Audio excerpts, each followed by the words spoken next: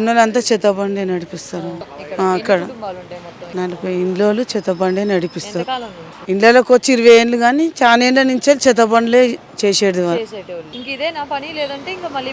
వేరే పని ఎక్కడ వెళ్ళరు. ఇంకా లేదు, ఇండ్లకు పోయి తీసుకొని వస్తారు. ఇప్పుడు చెత్త బండ్లు ఉన్నాయి కదా అమ్మ, బండ్లు తీసుకొని ఇండ్లకు వాళ్ళు చెత్త ఇస్తారు. అపార్ట్మెంట్లలో అవి ఇస్తే ఇంకా చెత్త అంతా వాడేసి ఏదన్నా సామాన్లు ఏమైనా పెట్టుకుంటారు అమ్ముకోవడానికి.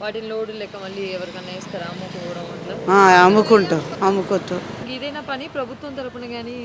ఎవరికి ఏది లేదమ్మా, ఏది లేదు చేసేది. మీకు ఇల్లు గానీ అట్లా గవర్నమెంట్ నుంచి ఇందిరమ్మ ఇల్లు గానీ ప్లేసెస్ ఏమి ఇంకా రాలేవు. అవి పెట్టినాము, ఎవరికి రాలేదు.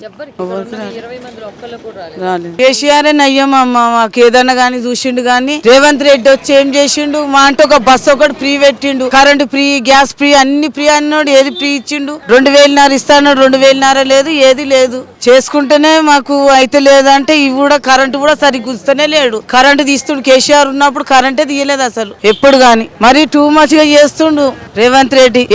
ఓట్లు వేసిర్రు, గెలిపించిర్రు. ఏం చేసిండమ్మా కేసీఆర్? సంవత్సరానికి ఇప్పుడు 2 సంవత్సరాలు ఒక చీర లేదు, పింఛన్ ఇస్తా అన్నాడు. లేని వాళ్ళకి అవి లేదు, ఏది లేదు.